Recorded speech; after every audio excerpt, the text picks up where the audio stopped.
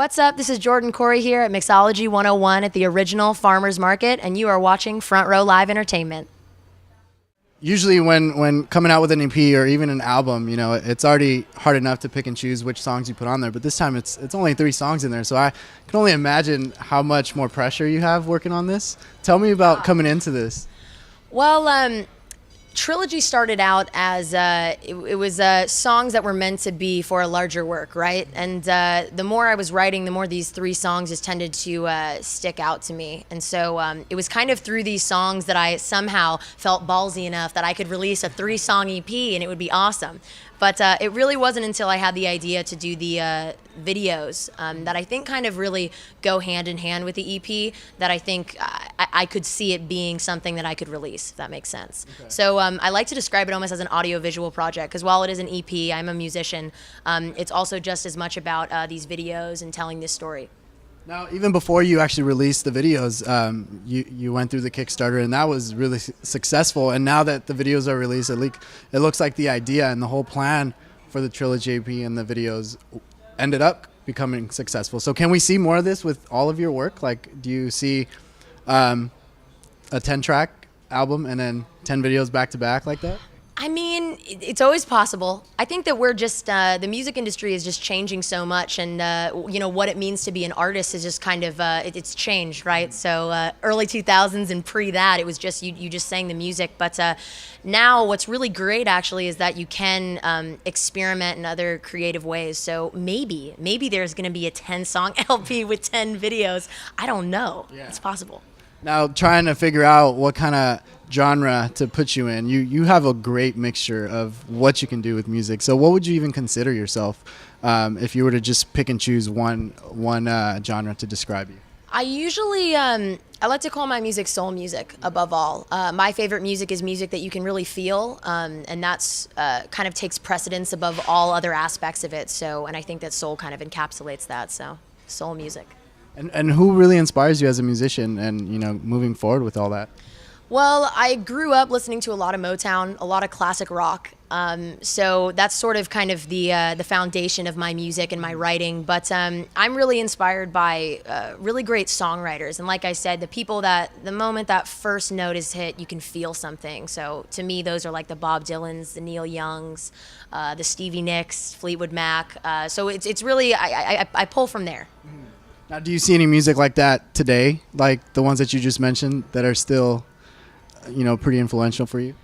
Yeah, I mean, there's some musicians that I love right now that are coming out with really, really honest, cool music. I'm really, really like everyone. I'm just digging on Kanye right now. I think Kanye's great. I think Adele really pushed the envelope with some things. Amy Winehouse, obviously.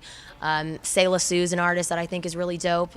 There's a lot of really great artists coming out right now that are kind of living true to that. Yeah. I'm a diehard for singer-songwriters. You can feel the honesty in the music, and I think there's almost a resurgence of that happening right now, which I love. Very cool. And now that the videos are out, it's time for a tour. Right. How's that going for you, and what are the plans on touring? Yeah, kicking off a tour in the beginning of 2014. It's going to be California Coastal, and then sky's the limit. We'll see where it goes from there. Okay, and what can we expect on a live show for you, whether it's on tour or even now if you were to play a show tonight? Well, what I really want to do is have the full big band there with the horn section, all that good stuff. So you can expect that. Yeah, right? And right now I'm actually, I've been in talks creating what the live show looks like. I really want it to be something that represents the music, but is also really entertaining and captivating, and you really have to put thought into that live show. So that's kind of what we're doing right now is figuring out all the ins and outs of that. And just like you mentioned with your live show, you're putting in, your 2 cents in there. How much of your ideas came into these videos that you released? Well, I actually came up with all of the creative concepts with the director of these 3 videos. Michael Corsi Jr. is his name. So I had a really heavy hand in these videos. And I really wanted to have creative control. I kind of came from a space where I had a lot of really fantastic people helping me out and telling me what to do to get to where I am now. And I like to say that Trilogy, this whole journey really changed and shaped me as an artist because it gave me, a more clearer point of view of what I want to see in my music and what I want to see in my art. and it also really it gave me the confidence to kind of set out and do new things, right? So sorry, I went on a tangent there, but It made sense, so it's okay.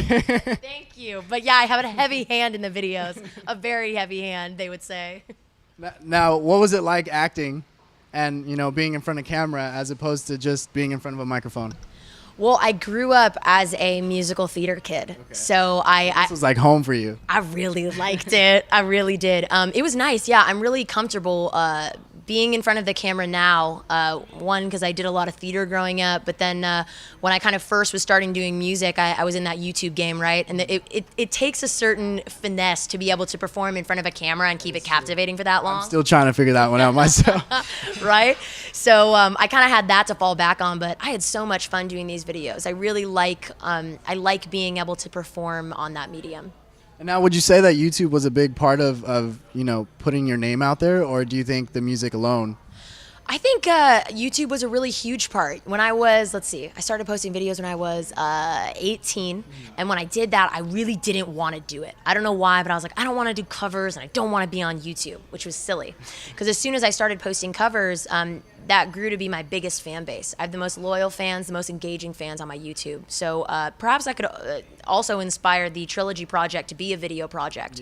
Yeah. So yes, the music, my original music, got me here, but it was really that foundation of the YouTube fans and followers that you know, supported me and ultimately made Trilogy possible. Nice. And speaking of videos, I saw on Instagram, it wasn't yours. I think it was one of the video directors. They posted a Christmas video that you just shot. Yes. Tell me a little bit about that. Well, we shot that, what was that, last weekend? Yeah, we shot that last weekend in the Bay Area, hometown, on a Christmas tree farm. It was really fun. It was freezing. We had some fake snow going. It was wonderful. I loved it. I usually like really stray away from doing, or I just have in the past, because I've done covers now for so long, but I never did a Christmas song, which seems silly. Yeah. And then when that was with Roth Rhyme Productions, and when he approached me with it, the idea, I definitely just wanted to go for it. So it was fun. It was cold, but it's going to be a really cool video. Yeah.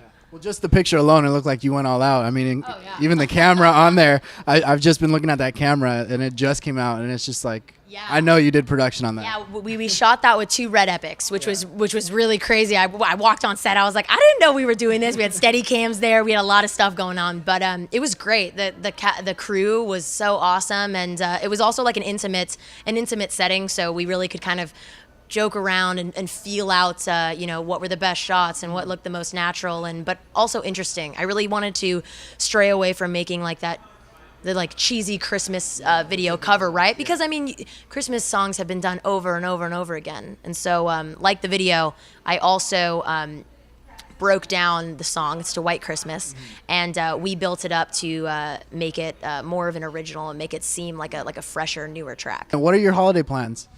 Holiday plans, let's see, Christmas, I'll probably be home up in the Bay Area hanging out with friends and family, doing the usual, lighting Christmas trees, doing things of that nature.